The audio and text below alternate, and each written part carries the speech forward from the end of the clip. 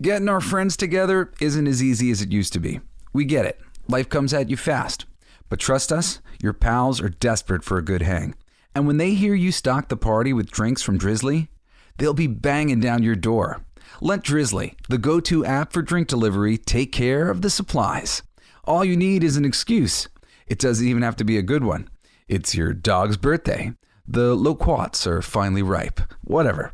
With Drizzly, you can compare prices on a massive selection of beer, wine, and spirits and get them delivered straight to your door, which means you can entice the crew to leave their houses without ever leaving yours. Whatever the occasion, download the Drizzly app or go to drizzly.com. That's DRIZLY.com. Today. Must be 21 plus. Not available in all locations. Man, I wish they had Drizzly when I used to play D&D and Riffs. Maybe it's time for me to start again. Thanks, Drizzly. Do you ever feel like life is a never-ending series of lessons while you try to find purpose, meaning, and answers? I am Vanessa Fontana, the host of Figuring Shit Out, a podcast where we undertake self-help, coming of age, and healing. As I live my 20s in New York City figuring shit out myself, I've realized that if you spend your whole life trying to get your act together, you don't have a life. You have an act.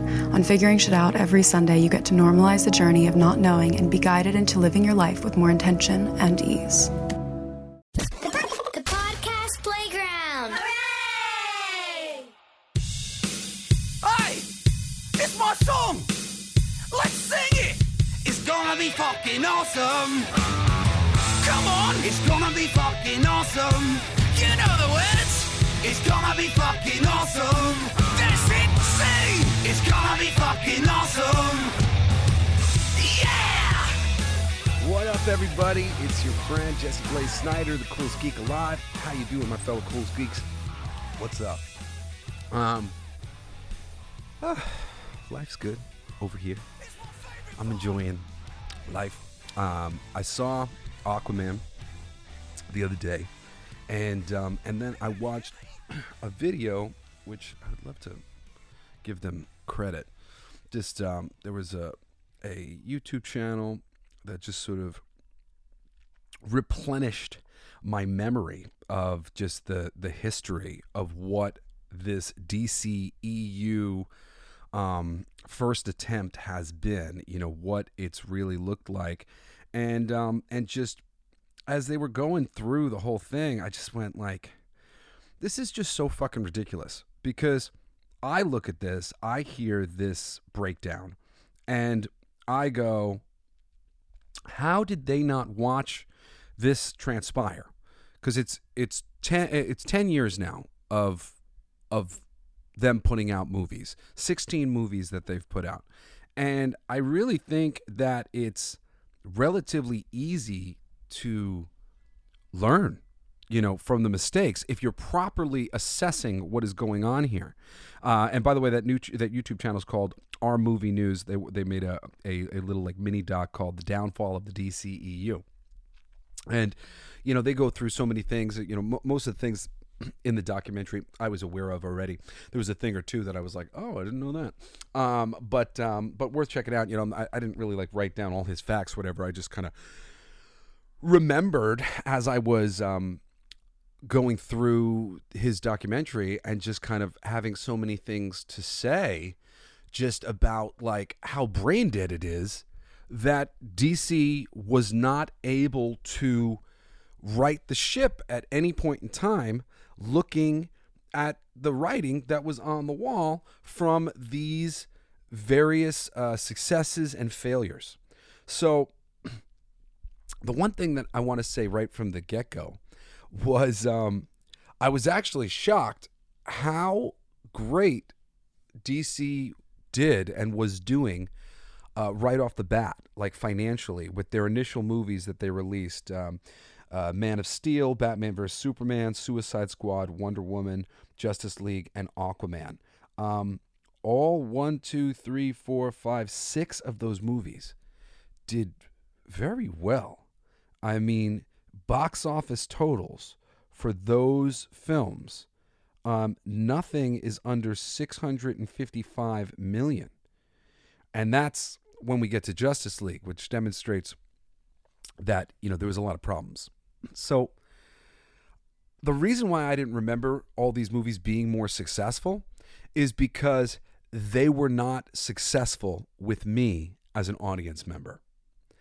Man of Steel, for a Superman fan, was very disheartening. The choice to make Kevin Costner playing Pa Kent into sort of like, I don't know, a distrusting conspiracy theorist, and not the man who taught Clark truth, justice, and the American way. The roots of that film create a Man of Steel that is very disappointing for me. The culmination of his first film being murder. He killed Zod. Like, people talk about, Superman's killed in the comics before. Yes, he has. But the point of Superman is that he's a character who always finds a better way. Occasionally, they've chosen to make the point of a story be that there was just no other way. And, oh no.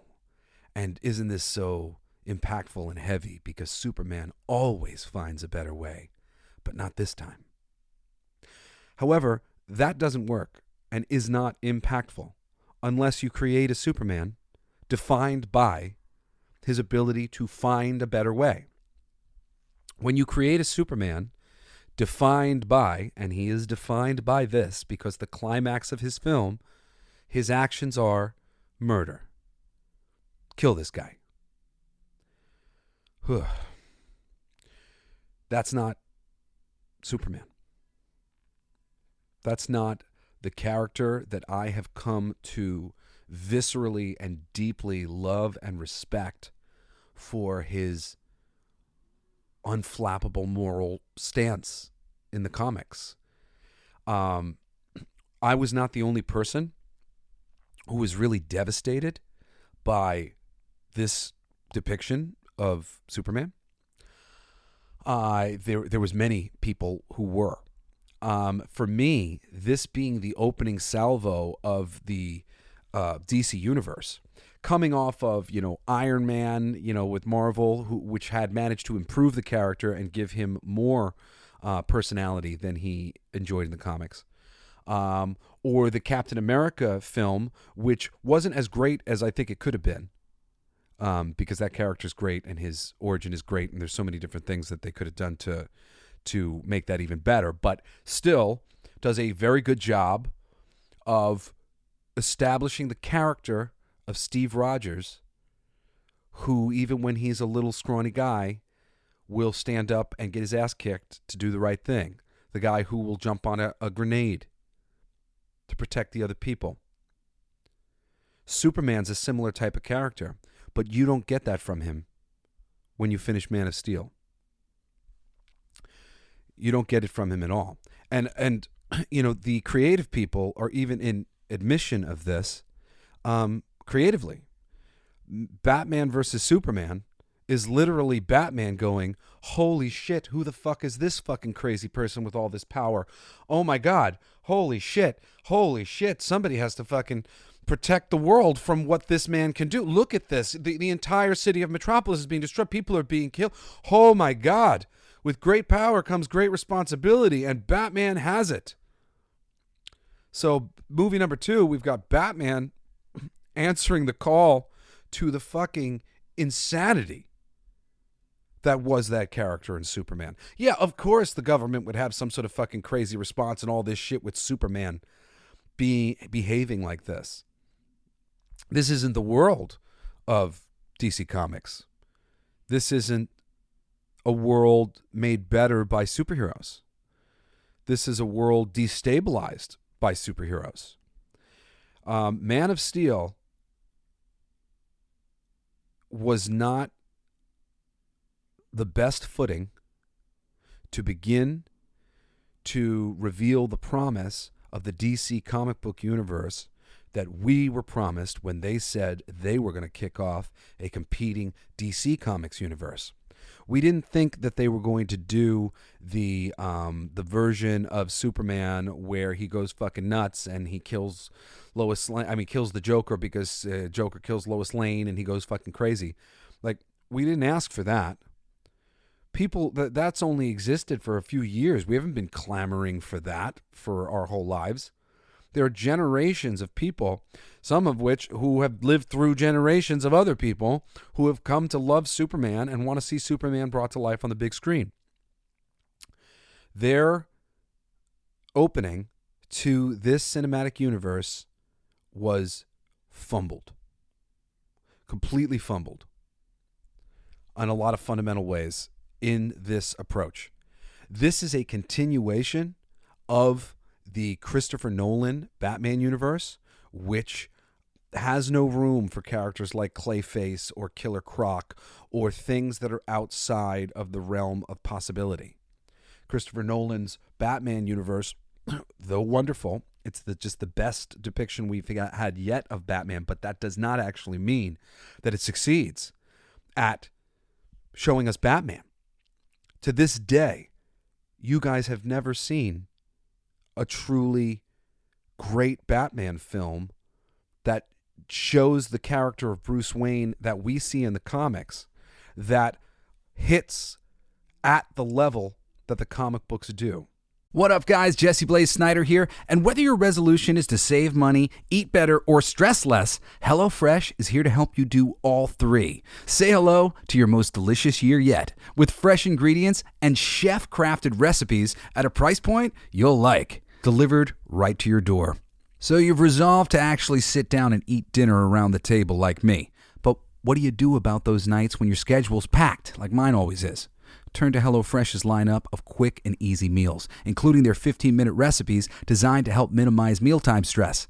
It's really awesome, actually. My brother, Shane, he was doing Twitch, and he had sponsorship from HelloFresh. So me and my girlfriend at the time, we got a bunch of HelloFresh meals, and we ended up doing it for a few months because it was just awesome. It was super convenient. The biggest thing about it that I liked was that I didn't feel like I was wasting food all the time because everything was cut into portions exactly what you needed for the meals. And the meals were delicious. You know, my girl was making them mostly, and I mean, they were really great and usually pretty easy to get done, like fast and stuff. I really highly recommend HelloFresh. It's quite a cool experience to just have that food show up to your door. Here's the directions, here's everything pre-cut, and you know, you're just cleaning up the dishes to get it done. So go to HelloFresh.com/CoolGeekFree and use code CoolGeekFree for free breakfast for life. I'm so excited to offer that to you. One breakfast item per box while subscription is active. That's free breakfast for life at HelloFresh.com/CoolGeekFree with code CoolGeekFree. HelloFresh, America's #1 meal kit. Dark Knight is a very wonderful film. And as an Elseworlds tale of Batman, it is a masterpiece.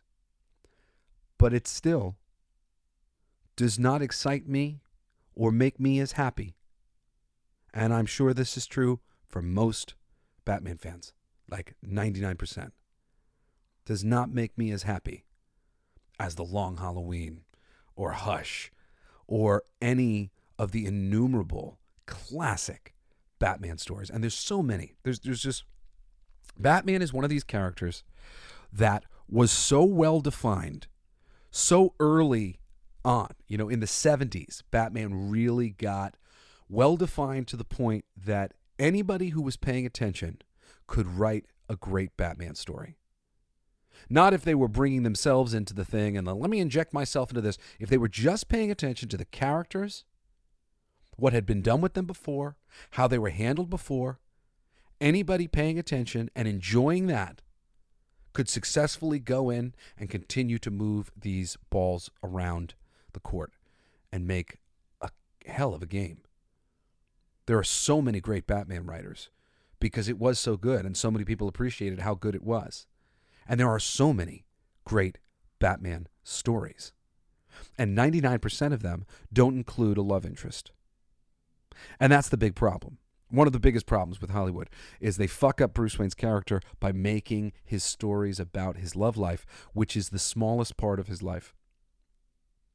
His life is dedicated to this war on crime. In recent years, ideas of Batman basically creating the Joker, and look, Batman, you've created the space for characters like the Joker and all these things, and you're actually attracting all of the. Oh my God, these stories are worth exploring here, there, under the right circumstances. But at the end of the day, the answer to that question has to always be no. The world is a better place because of Batman. The world is a better place because of Superman. And right out of the gate, Superman and then Batman vs. Superman is all literally just questioning whether or not the world really is any better off at all because these characters exist. And when you start your universe with a question of whether or not this is beneficial at all, what are we doing here? What are we doing here? The fall of the Western was shitty, limp dick Hollywood writers who didn't like these heroic characters because they couldn't relate to them, turning all of these heroic cowboys into drunks and pieces of shit that the audience wasn't interested in. And they destroyed the Western genre. This idea of Superman,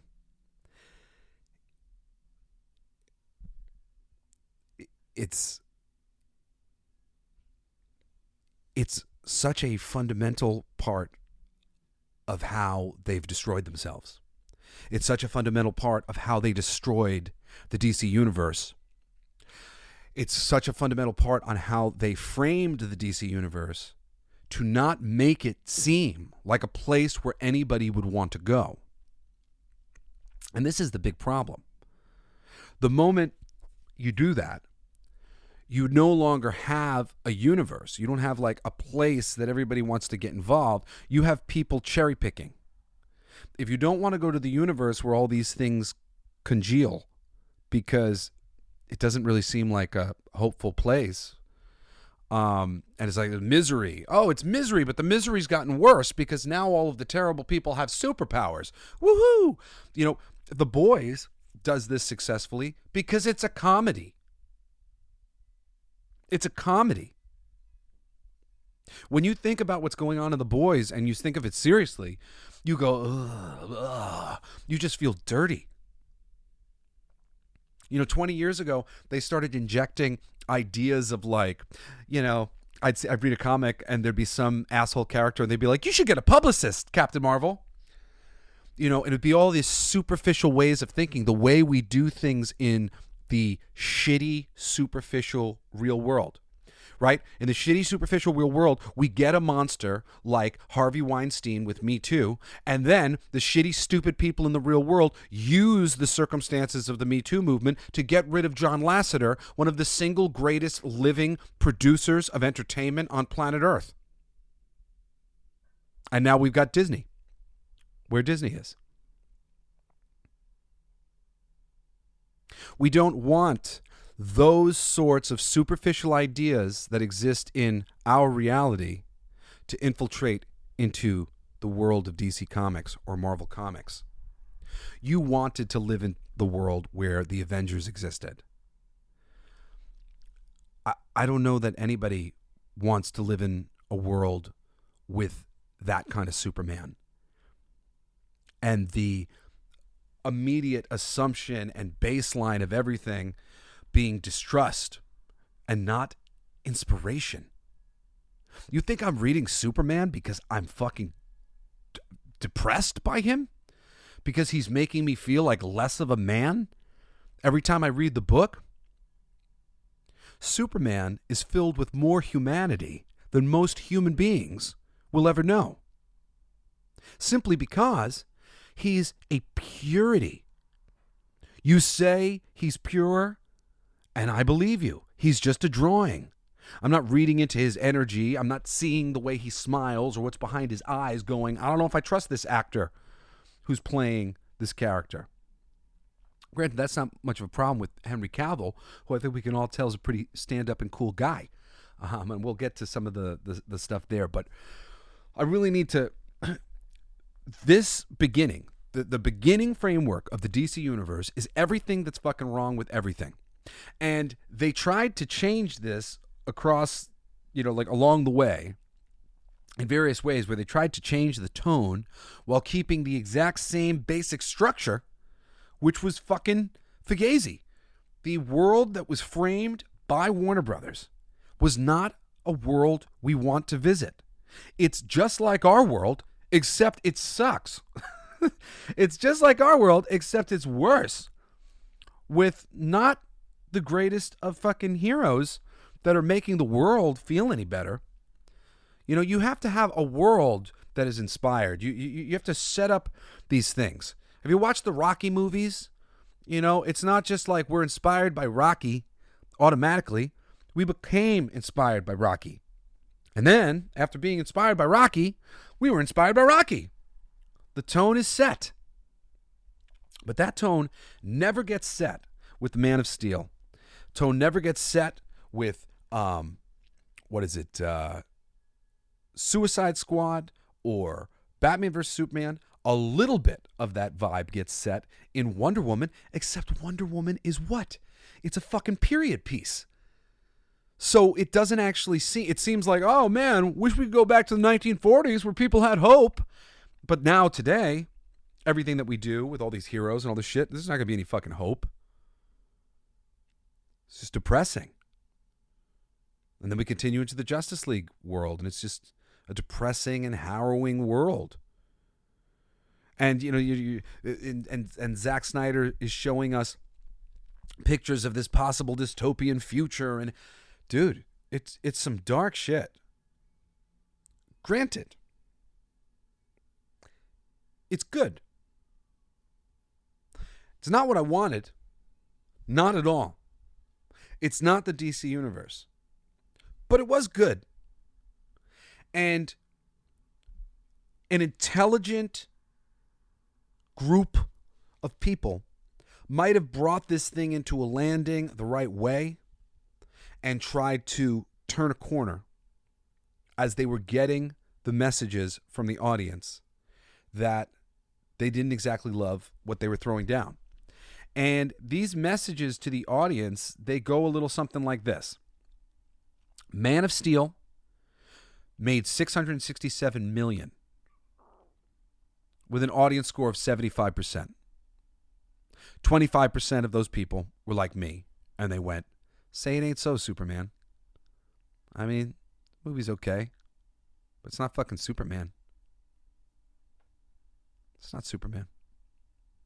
And I went into it hoping to see a Superman movie. Henry Cavill I thought was a really good choice. I was excited and just devastatedly disappointed. I didn't see Batman vs. Superman in the theaters. It has a 63% audience score. So we went down, 12%? It made $872 million at the box office, Batman vs. Superman. But the critics hated it even more, 29% compared to 56% on Man of Steel, and 63% audience score, right? Now, a couple things about this movie. The studio decided last minute that they needed it to be 30 minutes less long, story be damned, so that they could fit more showings at the box office. Now, considering they made $872 million at the box office, I suspect that this tactic paid off. But look what's happening here. Jesse Blaze Snider, true blue Superman fan, left the new universe, literally, with the second film. I didn't see it in theaters. I almost didn't see Suicide Squad because of what I was hearing about it. I wanted to see it so bad because I love the Suicide Squad, but I felt that the Suicide Squad was really rushed, that they should have introduced bad guys from the films, and then once they'd introduced a bunch of bad guys from the films and had bad guys that people loved, then do Suicide Squad. Introduce Captain Boomerang in The Flash. Introduce Harley Quinn and Batman. Introduce King Shark and Aquaman. Then, once you've introduced these heroes that everybody knows, then introduce the Suicide Squad. Suicide Squad isn't like household name. I mean, now it is, but it wasn't a household name to people as a comic franchise. They could have waited on that one for a second. It was a real rush. And of course, you find out that in this process with Man of Steel and Batman vs. Superman, they liked it well enough because they didn't know they were making any mistake with the fucking being a negative universe that they were creating. They rushed right into Batman vs. Superman, and they told Scott Snyder that he needed to push things forward faster. They wanted to get into their universe and catch up to the Avengers so that they could be side by side in the same thing with Marvel. So Suicide Squad comes out, and that movie, once again, does better than Man of Steel.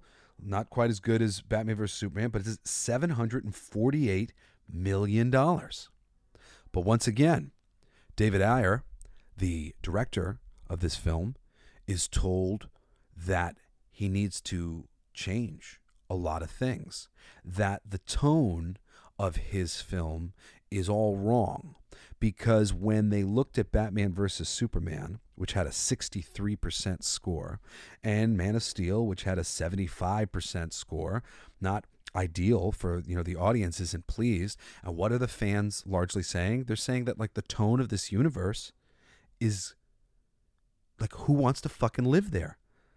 Like, you should, if you had to choose between the DC universe and the Marvel universe, you'd want to live in you'd want to live in the DC universe. Like, it's filled with more heroes and more hope, and it's just like the most fucking positive thing. Like Marvel's universe has always been a little bit more rooted in reality. So now here comes along a DC universe that's like ghoulishly rooted in reality, negatively rooted in reality. Yeah, of course, the fucking fans, they're pointing out to you that this universe that you're framing up, it's not a paradise. It's nowhere we want to visit, really. So what do they take from that? They take from that, well, again, the real problem here is they cut 30 minutes out of Batman versus Superman. Additionally, they have problems like Superman hangs out in a bathtub while crime is happening, and literally it could have taken him 5 seconds to zip out of the fucking bathtub, solve that crime, and come right back to Lois Lane, and that would have been 10 times better of a fucking flex than him sitting there going, I don't have time to commit crime. What a shitty Superman we have depicted in that movie. The guy who won't fucking, stop for a second for his girlfriend's conversation. All this heavy shit. Heavy that movie is. I only watched it later when I heard that the director's cut was much better. And I watched the director's cut. Like I said, there was moments in that movie that still horrify me. But it's pretty good. It's an okay movie. Just as the Justice League director's cut, the Zack Snyder, it's a pretty good movie. It's very long, and it's not like what I'm looking for from the DC universe brought to life on the big screen. I've been waiting for years and years to see hope brought to life on the big screen. But Hollywood is incapable of hope. They're capable of destroying the Western by making all of the cowboys shitty. That's not what we were looking for. So, having destroyed the Batman versus Superman thing by trying to rush ahead to various things and get all these things in there, get additional characters in there, Wonder Woman, whatever else, and force Zack to cut 30 minutes from the movie, making it a shitty movie. Now they go, well, people aren't really liking the quality of the movies, the tone of the movie. And now they take David Ayer's very serious and heavy Suicide Squad and they make him recut it into some sort of jovial comedy, do a lot of reshoots and whatever else, and try to get it into something that audiences might like, especially after, and this was at the time, the story that I had been told, was they made a trailer for it that they thought sold it better, just on all these characters and all this stuff. And the trailer had, I think it was like a Queen song in the background. It was a dope trailer. And it really was just playing up effervescent colors and all this shit. But the trailer did not sell the movie that had been made. And basically, then they went back in afterwards and went, well, we need this movie to be reflective of the trailer that we made. Now, despite this this series, Suicide Squad, not being well known, conceptually, it's a very fucking cool idea. Basically just the government using bad guys as cannon fodder to take on top secret government missions. Great fucking idea. So, as the word spread what this was, people were interested. Plus, there's Harley Quinn's in it. There's characters from the Batman mythology and the Flash mythology. Fans of all sorts of comics might show up to see this. But we weren't exactly honored with great backstories that tied into our love for the characters and where they came from. We weren't even treated to like a accurate portrayal of the Suicide Squad to any real degree. Yes, has Rick Flag been involved in his Katana? Yeah, sure. Like a lot. These are characters and these are the things, but none of it played out, hit any of the notes of any of the classic books that I've read. And none of the characters were explored in any satisfying way for fans of the characters that they're generally associated with, like your Batmans or your Flashes or whatever. And what did the audience say? They said they liked this even worse than Batman versus Superman. They gave it a 58%. So 75% for Man of Steel. Again, audience isn't exactly satisfied with this, but it's a C. It looks beautiful. It's well made.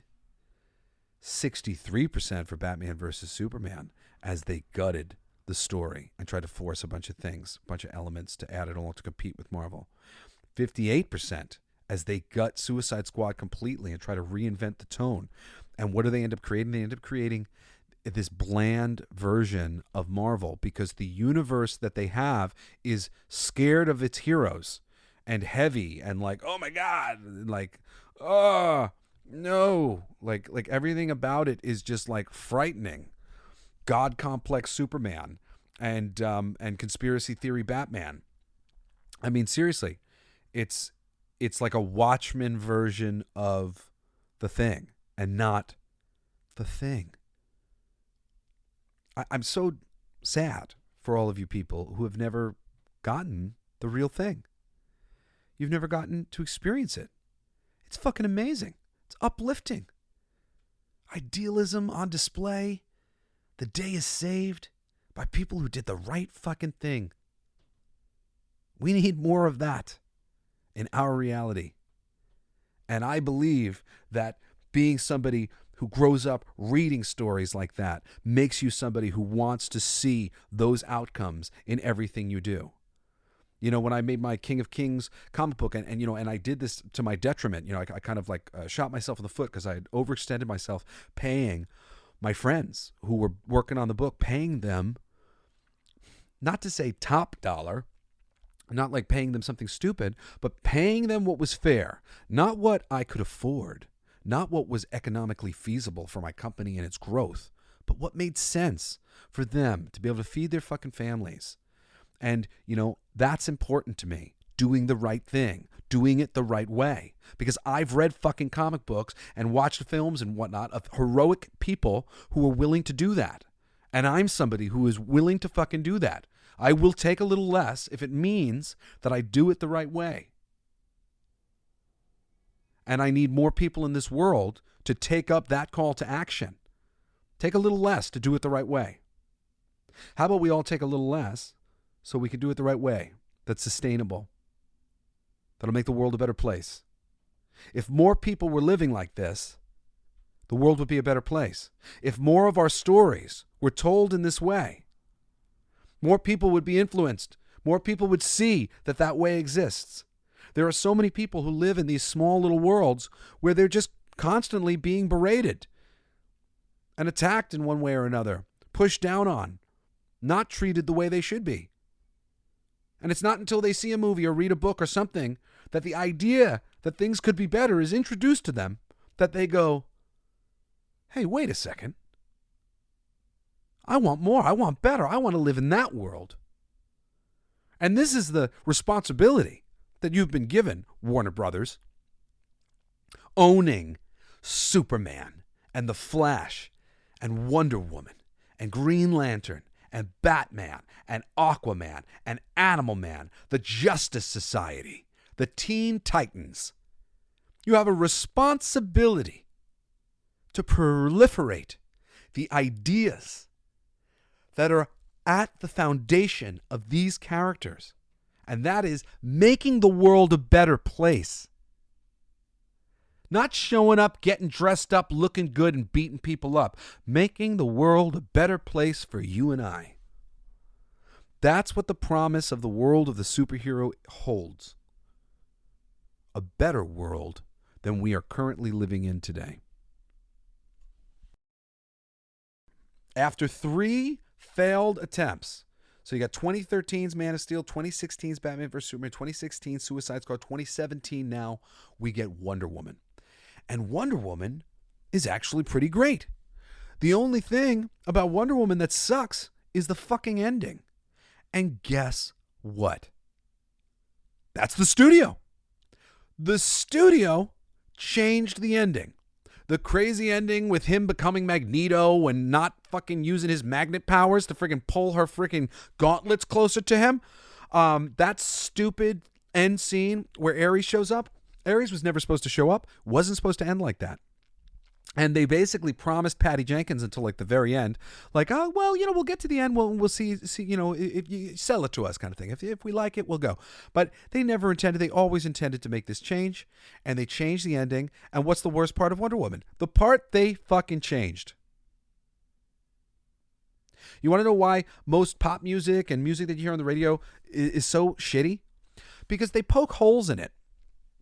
They'll write a song, they'll record a song, and then that song gets played around to all these freaking A&R people, right? And these people, you know, they give you notes just so that they can prove that they deserve to have a job. So even if it's good, you know, they're like, well, this is my note, and that's my note. And the notes will be, he says he feels like a little girl in this line. You know, but people might think that that sounds gay. Change that. He feels like a little boy. Okay, so now the guy goes back and he has to re-record that line. He doesn't re-record the song all done because they've produced this song. The whole fucking record is produced to show it to the producers in the first place.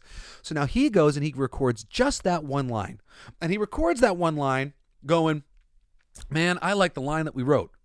I don't really agree with this arbitrary change that was handed down to me from producers. I don't think it's going to be good. It's not as good as the line I wrote. And now they sing it. And they sing it, and their heart actually holds less good energy and less passion for the line. This happens to a dozen different lines in every freaking pop song. A bunch of arbitrary changes that get made because the executive was like, meh, meh, meh, meh, or change this guitar lick or that. Before you know it, a piece that was made of passion from a bunch of musicians who felt strongly about the things that they were saying and the chords they were putting down is mangled into something that pleases the executives, and then you hear that. And I'll tell you what you think when you hear that. You go, oh, man, so uninspired. Yeah, Swiss cheese isn't as inspired as something that is, not full of holes. These things, when you take 30 minutes out of Batman versus Superman, story be damned, like you're really fucking things up here. So what do we get? We get Wonder Woman, which is, pretty universally loved. I won't say for me that Wonder Woman is a movie that I've gone back and rewatched a lot. I haven't rewatched Captain America, the First Avenger, a lot either. A little bit more. But I think the movie was kind of serviceable. It made $817 million, so it did better than Suicide Squad. Not as good as Batman vs. Superman. Better than Man of Steel. 83% of the audience liked it. So this is the first time the audience actually responds positively. And this one has a lighter tone. It's a little bit more of a Marvel tone, right? So they're like, Marvel tone works, right? 83%. Now they've got Justice League. And behind the scenes, they're knowing that things are like lighter. You know, they're telling Zach, you know, they want a little bit of a lighter tone. They won't let him do a thing or two. There was apparently a storyline that Zach wanted to do that freaking Lois Lane having Bruce Wayne's baby. I would not have been a fan of that. Like, if there's anything major and it's never been done in the comics, what are you doing? Like, shut the fuck up. Who the fuck are you to test the waters for this new thing when they haven't even successfully done any of the great things that have been done in the comics in the films? You have yet to show us fucking Dick Grayson getting fed up with Batman and fucking going off to be his own guy. You've yet to show us Jason Todd being beat to death by a crowbar by the Joker. Or I should say, the Joker in the warehouse with the crowbar. You have yet to show us Tim Drake investigating who Batman is and figuring out that it's Bruce Wayne and telling him, you need a Robin. There are so many classic stories. You have yet to shoot Barbara Gordon in the fucking spine. And you have yet to show us how even more valuable her mind was to the superhero community than her body ever was. That she demonstrated the power of the human mind to make a difference. There are so many classic, brilliant, wonderful stories that you could tell. I mean, just put For the Man Who Has Everything on the big screen. And if you don't know the story, The Man Who Has Everything, it's just this little story that Alan Moore wrote where Batman and Wonder Woman go to visit Superman at the Fortress of Solitude. And when they get there, he's in the thralls of this plant. There's something Mercies or something like that, that basically connect to your mind, and they give you what you've always wanted. Whatever it is that you most want that would make you most happy, they give it to you.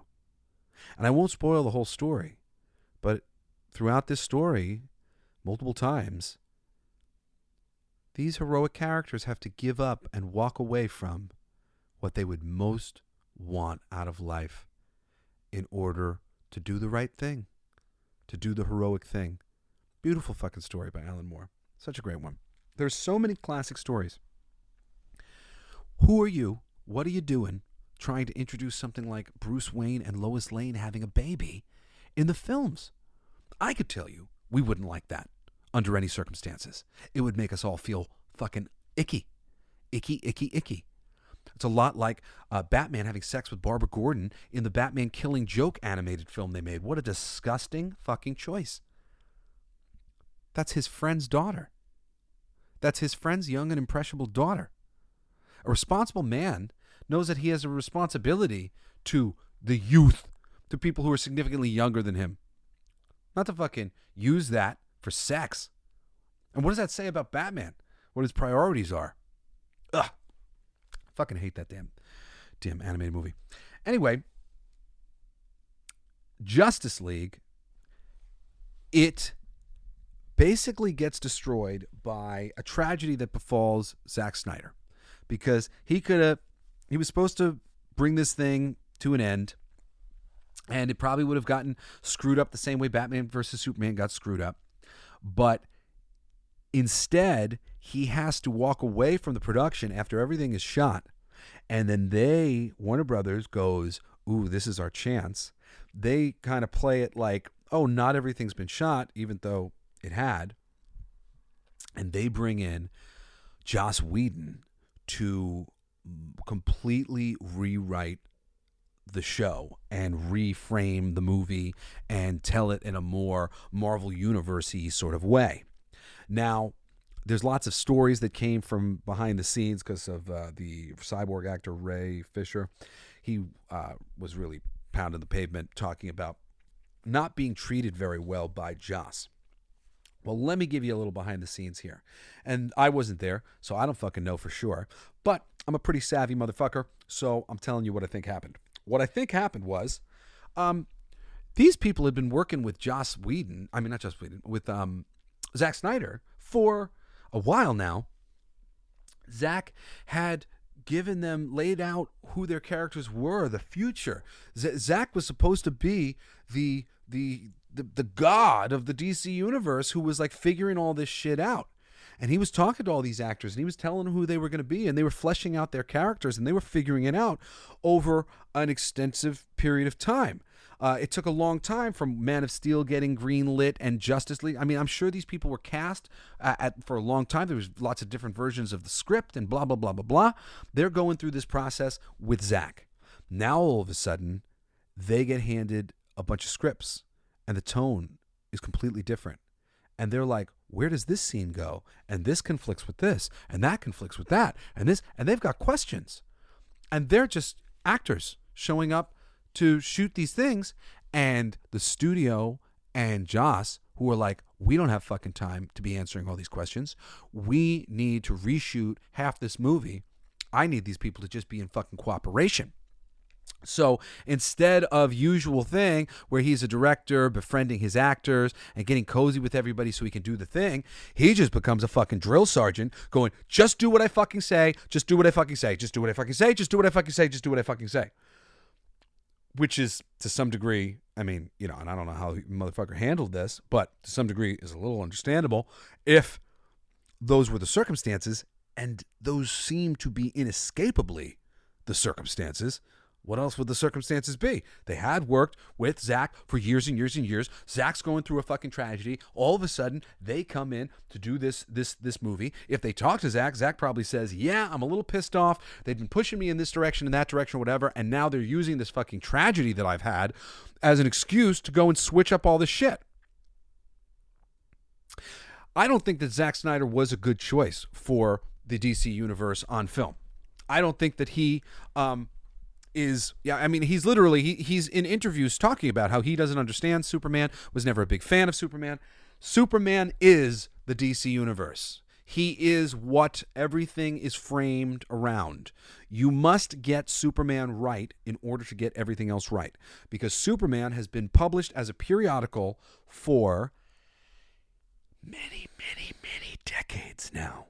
And he has always been there alongside other characters. Batman, Superman. Batman's the dark, Superman's the light. And then the other books, they represent different character traits, different personalities that aren't exactly covered by Superman or Batman.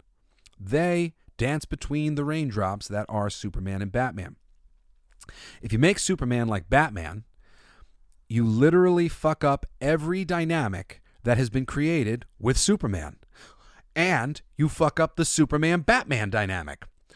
The light and the dark. They can't both be the fucking dark. They can't both be badasses.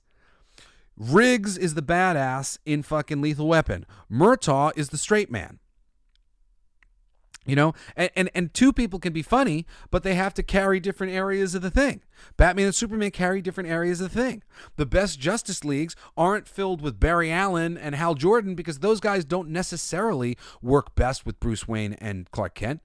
What best with Bruce Wayne and Clark Kent is Wally West.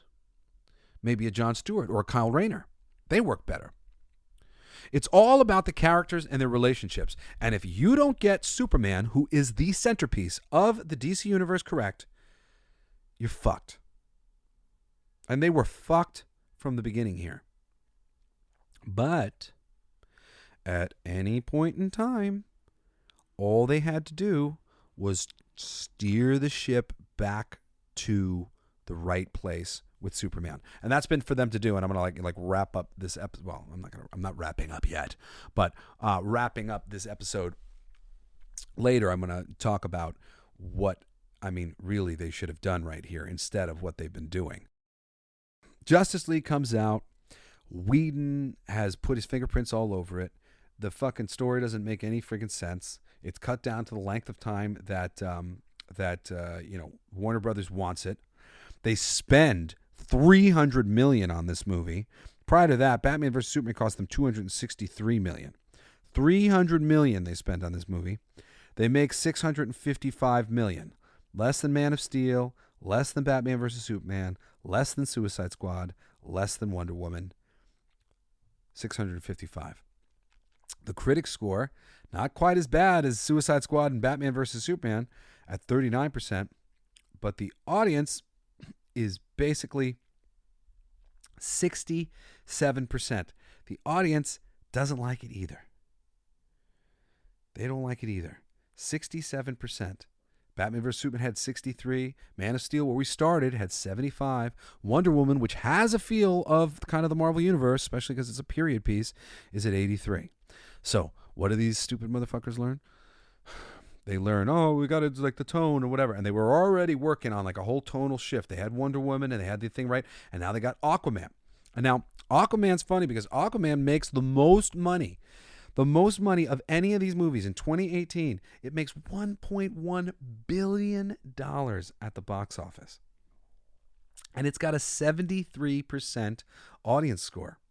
And honestly, I feel like Wonder Woman and Aquaman are the 1-2 punches that broke the DC universe.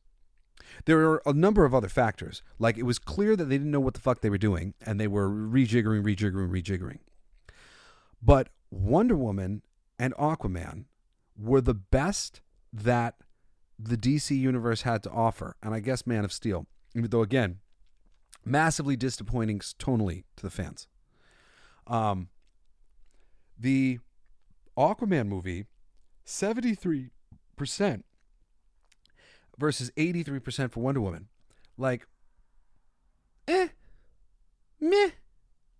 Like just think about that. $1.1 billion at the box office.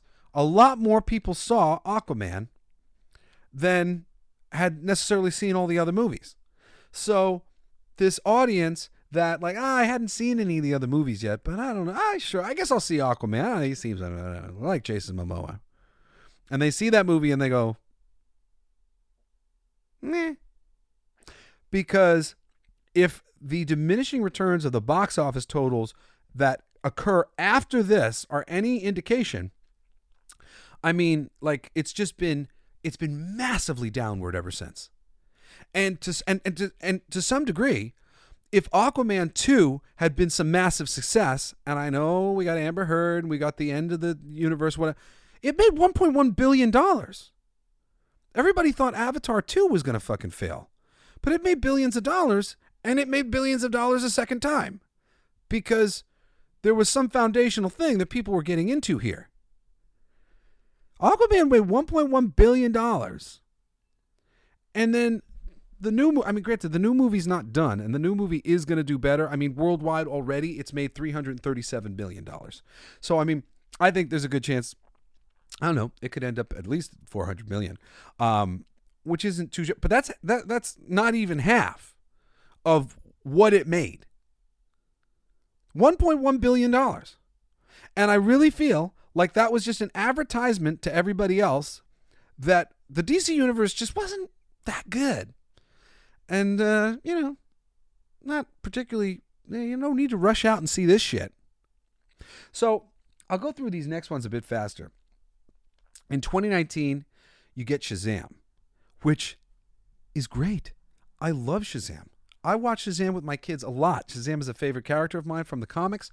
Shazam, when he's being done well, is awesome. And Zachary Levi, oh my God, he's awesome. Love Zachary Levi. Even though him and his counterpart, his youthful counterpart, they don't act anything like each other. But I thought Shazam was really great.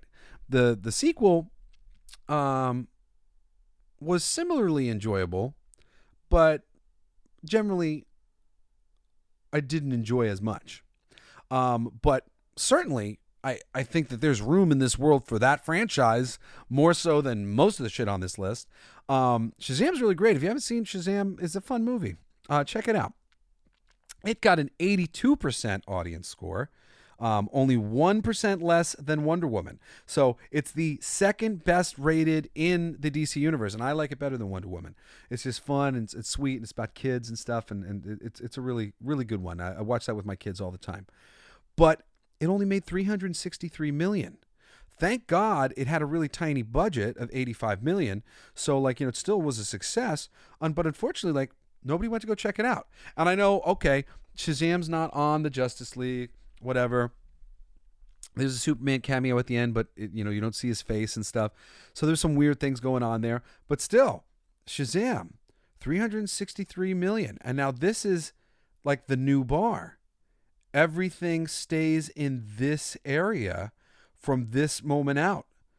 The lowest grossing film from the previous, from all the previous Justice League movie, not all the previous Justice League, but all the previous superhero movies was Justice League with 655, and second lowest was 667, The Man of Steel, right? So 655. We're not going to get near those numbers after Aquaman. After Aquaman, we don't get near those numbers again. I don't understand this. I don't understand how they have a $1.1 billion success that doesn't lead to any continuing success in their universe. Not even for its own sequel. So Shazam, 363, even though it's really well reviewed. Birds of Prey doesn't get fucking hated on as much as some of these films, and Birds of Prey is fucking awful. If you're a fan of Birds of Prey, the comic book, if you're a fan of Cassandra Cain Batgirl, if you're a fan of Huntress, if you're a fan of these characters, fucking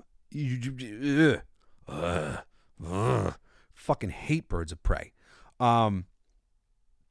Birds of Prey now makes even less, $201 million. And for the first time ever, the critics and the audience agrees that it's a middling 70, right? Then you got Wonder Woman 1984 coming out. Granted, there's things of like the pandemic and stuff that start to take effect here, but there are plenty of movies that did perfectly fine during this time, and DC did not have them. Wonder Woman 1984. So the sequel to Wonder Woman, which made $817 million, made $170 million. When you look at the downloads and stuff on HBO Max and stuff, I mean, really, like, this movie did very badly, and the audience did not think it was very good. It got that same 73% of Aquaman, even though it did not deserve that. It was a really just fucking shitty movie. 1984. I mean, I barely remember it. I just remember watching it the whole time going, this? Like, fuck. So then we got Zack Snyder's Justice League with 94% audience score and a 71% critic score. Now that's from a 67% audience score to a 94%. This movie was a 4-part, 3-hour-long movie or something like that. I don't even remember. Friggin' long-ass movie. So, I mean, a not really plausible version of the Justice League that was never going to be on screen like that. But it was cool. It showed that the fans were generally into so much of the things that were happening with this universe and pieces that were being put on the board and different things. So all of these basic pieces can still be continued with in a universe with a little bit of a different tone. And it has to be established. And again, I'm going to save this for my end rant. But you don't have to throw the baby out with the bathwater. If people are interested in some of these storylines and these things, and you're seeing like because it's going to be harder to go back and do some of these beats again now that you've wasted them. I mean, and maybe you can, but again, they put out the Zack Snyder Justice League thing because they had a streaming platform that they needed to promote, and the streaming platform was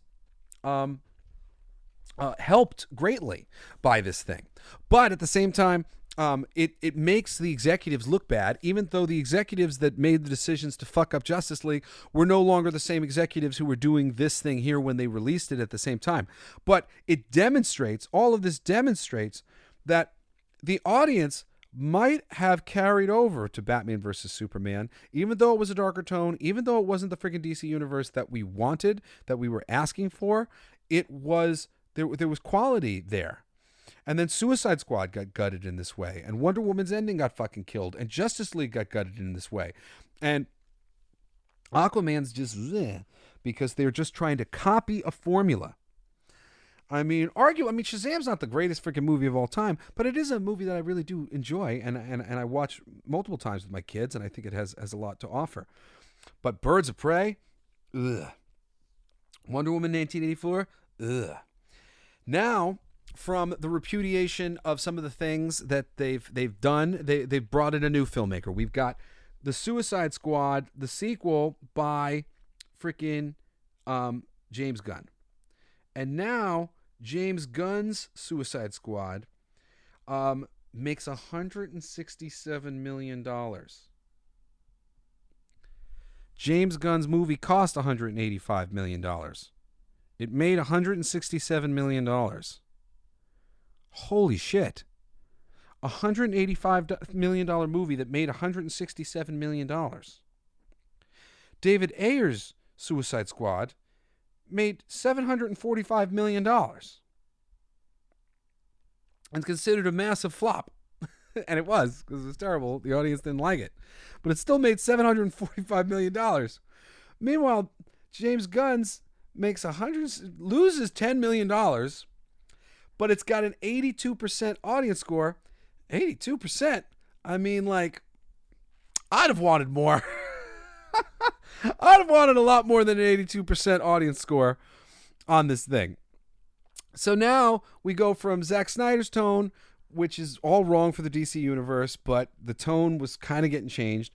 Now we've changed into a fucking James Gunn tone, kind of Marvel Universe, I guess, tone.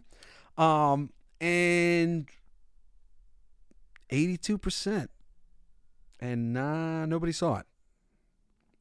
Now we got Black Adam. Black Adam did most respectably out of all these things, doing most respectably in rentals as well. Got $393 million. $393 million. So that's better than Shazam. And I'll tell you this right now, and I'm thinking about doing an episode all on how The Rock is a pussy for not fucking going toe-to-toe with Zachary Levi, and I think it's his ego, because Zachary Levi is ready for prime time. Zachary Levi has never been given the opportunities that he really deserves. He is such a charming, brilliant actor, proved by his role in Shazam, proved by many roles that he's had, proved by his role as Flynn Rider in Tangled. It's a classic because of him. He is a big part of why that film is so classic. And I think The Rock is a fucking pussy. I really do. I think I want to do a whole episode on Saturday, just kind of like, and I like The Rock and shit, but seriously, this sort of like egoic bullshit behavior, or I'm not gonna fucking lift up my other buddy, like, fuck you, man. Seriously. Shazam and Black Adam are the thing. I don't give a shit about you fighting Superman until you fight Shazam. Fucking establish yourself, humble yourself a little bit to this system, and don't be threatened by somebody who is just as fucking charming as you and clearly just as capable of getting athletic as you. Yeah, Zachary Levi, looking as fucking beefy as can be and being just as fucking charming as somebody like The Rock. I feel like dude is intimidated. Because why? Why would you not do this? Why would you not, like, how do you not lend your star power to that other bit of star power? How do you not see that The Rock and Zachary Levi together could be magic? I think it's ego. I'm going to talk about it more this weekend. So you get Black Adam and Shazam 2, ruined by ego.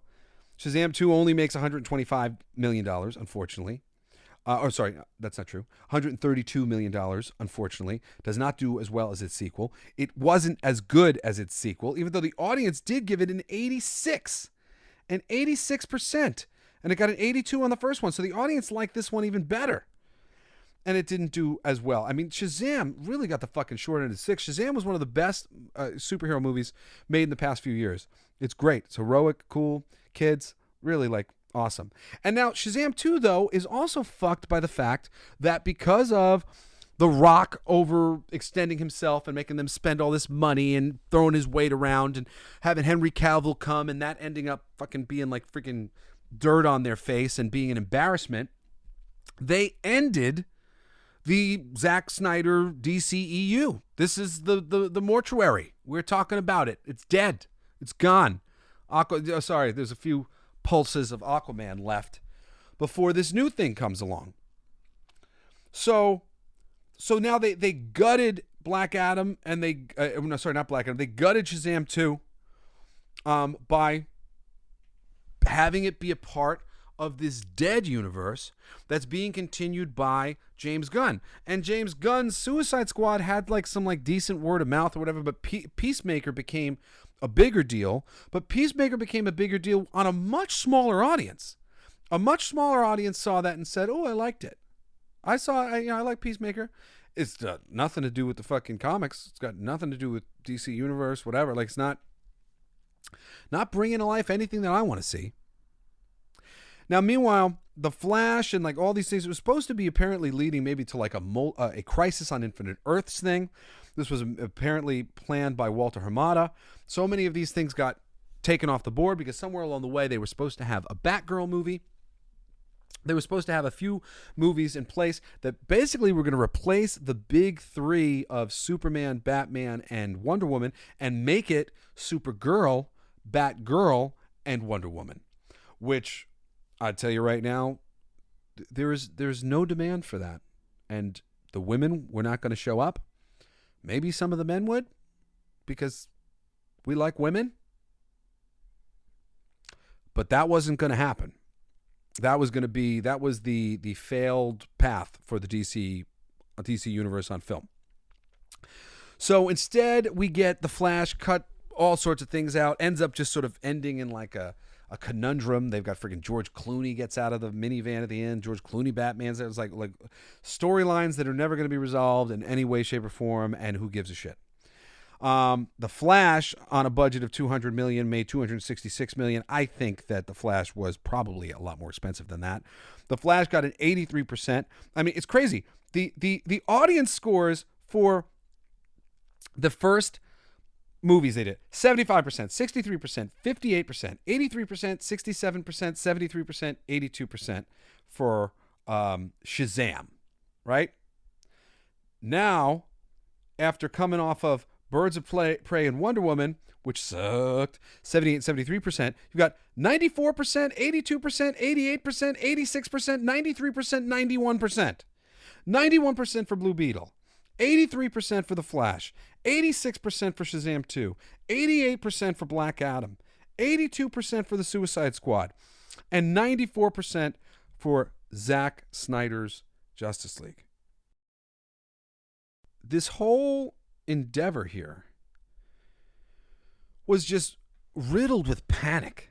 It's such a good example of the way decision making happens in these creative companies, because most of these people, they're business people.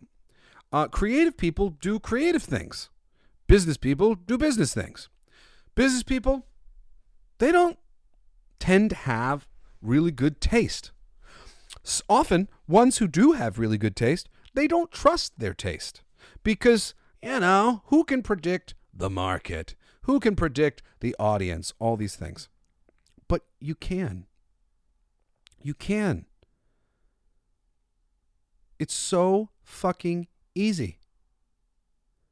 When you're not honoring the thing from the ground up, oh yeah, you got to run around like a chicken with your head cut off all the time trying to fix the problems that have been created from you foundationally not getting it right. You didn't get it right. You fucking blew it. You blew the DC universe from the very beginning. Despite that, your audience loves this material so much that they've been putting up with your shit. And they have very clearly given you a few green lights. They've said, we like this cast. We like Henry Cavill. We like Ben Affleck. We don't like the universe. We don't like the tone. It's so heavy. We want this to be optimistic. You've got actors like Henry Cavill speaking publicly about wanting to bring that to the fans, wanting to show the fans that light side of the universe and of the character of Superman, and to properly establish that character in the DC universe, the linchpin of the DC universe. You can still do it right now. If this Superman Legacy movie is not this old school tale of Superman growing up, then why recast? We like Henry Cavill. If you're putting him into the universe with more new heroes and more things like that's stupid. You know, to a certain degree, if you wanted to do this like Superman Legacy thing, you could have made it a brother project, sister project to the Batman. Here's the Batman doing year one thing. Here's the Superman doing Superman year one. That could be a thing. But we're just going to revamp and reestablish Superman with a title like Superman Legacy. And I'm so worried about James Gunn's Superman movie. I mean, it's just insane to me. I think it's very clear that we would have liked to have Henry Cavill here. I think very easily you could have written the ship at any time, righted the ship at any time, by making a Crisis on Infinite Earths movie or doing something similar. And, and there's so many movies that aren't part of this DC cinematic universe that DC could go back to explore just for a moment for the DC cinematic, trying to do something new and get us somewhere. I think that the audience has been very clear about what we didn't like about the universe and about the characters. Man of Steel, he kills Zod. The heaviness, darkness of universe, the distrust, no hope, no optimism. You've gotten it at certain points, which demonstrates to me that you got the message. You definitely got the message about how the audience liked Henry Cavill. I mean, I don't know. I don't know what to say to you, Warner Brothers. I think that these 16 movies, it's 16 with Aquaman 2, and Aquaman 2 did, and again, obliterate the Marvels. So even, DC at the box office, like at its worst, it is still kicking ass and taking names compared to the bad Marvel shit that's happening right now. They're in the end, they're kicking Marvel's ass in mediocrity. DC's mediocrity is better liked than Marvel's mediocrity. But this is 16 movies over 10 years. I could fucking turn this ship around.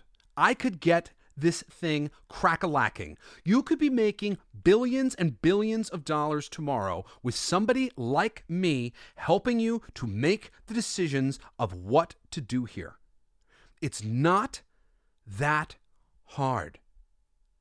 And you guys are just like, I mean, Warner Brothers in particular, it's just like, because I know some of you guys are probably going, well, yeah, man, but there was a lot of things. Yeah, there are a lot of things because they're this fucking stupid.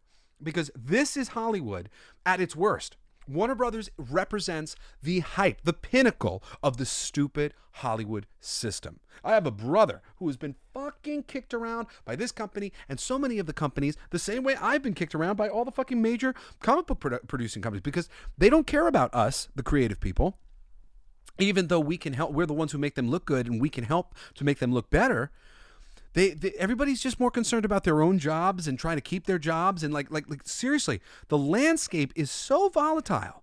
Nobody feels safe to make art and make these things. And like we are lucky Every single time we get anything that's half decent. We are. It's fucking crazy how this system works against itself, and that like good things happen despite how stupid everything is laid out. So, all right. I think I've talked about this enough. I've gone a little over my usual hour, but thank you for joining me on this journey of the history of this thing, this postmortem. It really is just a shame that they can't get somebody in-house at Warner Brothers who is able to look at this 10 years of data that they have and maybe paint a little bit of a picture for themselves about what they need to do, what they should be doing. James Gunn just selecting all of the projects that he would like to work on at random is not the thing. You want to build a universe, you want to build the possibility of something. I should see in the things that you're introducing the possibility of combining them together in the future in various ways that would be fun based on stories that I've read because I'm a fan and I know. If you can't look at all the material and go, all right, give me this one, this one, this one, this one, this one, and we'll build towards this, then you are not the right fucking executive to be working on the DC films. Sorry. Clearly you're not. I think you like to do what you like to do. And I understand that. You know, you're a brilliant creative person, James Gunn. You really are. I wish I could just see you continue to make your own films. I like a lot of James Gunn individual films. You know, Guardians of the Galaxy is great too. You know, if you can bring the thing to the other things and make it great in honor of that thing, and in some cases you've done that, in other cases you didn't even try. You know, with a character like, let's say, Mantis, or a character like Adam Warlock. I mean, that's not the thing that I asked for. You know, it's not like, oh man, Adam Warlock was in a movie. Like, no, not at all. Dude, did you see Guardians of fucking Adam Warlock? I'm like, no. I saw Guardians 3. Yeah, there's a guy in there. They called him Adam Warlock, I guess. So yeah. So DC, I don't know. I feel like we're going to get a lot more of that. It's going to be a lot more of that. And I think the answers here are very fucking easy, and you don't need to bring in a creative dynamo like freaking James Gunn. You need to just bring in somebody who is fucking paying attention. That's it. Somebody who's paying attention. And then hire credible people to do credible work, executing the stories as they have been laid out for you in all their fucking glory in the thousands and thousands of DC comic books that have sold millions of copies over the years because they stand the test of time. DC, there's just too many great stories, too many great creators that you are just ignoring to do your own stupid thing.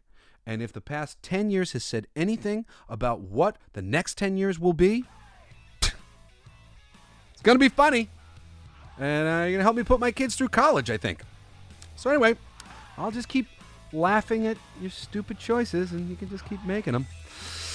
Well, that's it, Coolest Geeks. I'm your passionate geek culture commentator, Jesse Blaze Snider. Write to me at jesseblaze@jessesnider.com. I love you all so much.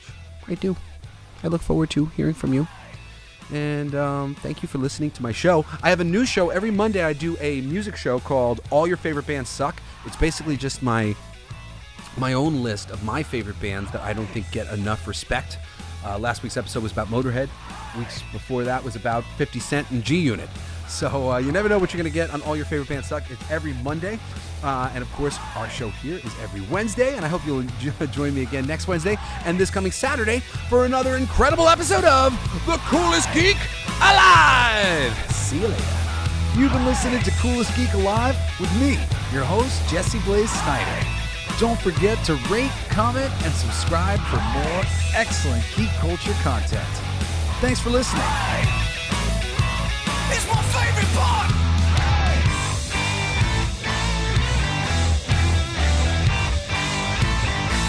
Isn't that heavy?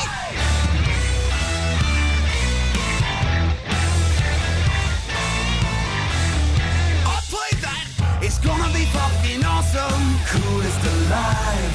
It's gonna be fucking awesome! Stay with your tribe! It's gonna be fucking awesome! Revenge of the Geeks! It's gonna be fucking awesome! Week after weeks! It's gonna be fucking awesome. Laughing with you. It's gonna be fucking awesome. And crying sometimes too. It's gonna be fucking awesome. Spilling it out. It's gonna be fucking awesome. Making you shout.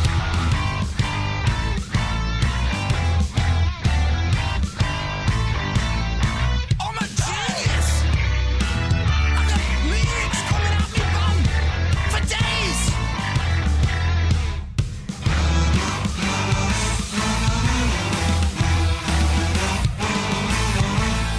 You like that? It's a kazoo solo.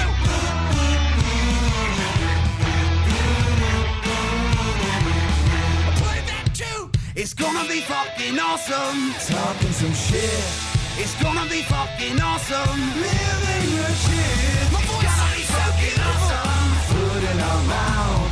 It's gonna be fucking awesome. Get in the mouth. It's gonna be fucking awesome. Tell all your friends. It's gonna be fucking awesome. Call right or text. It's gonna be fucking awesome. Raising the bar. It's gonna be fucking awesome. Straight to the stars. It's gonna be fucking awesome. It's starting soon. Straight to the top of the awesome. Passing the moon. It's gonna be fucking awesome. On with the show. It's gonna be fucking awesome. Ready, set, go. It's gonna be fucking awesome. Fucking awesome. It's gonna be fucking awesome. Just wait. You'll see. You'll all see. The podcast playground.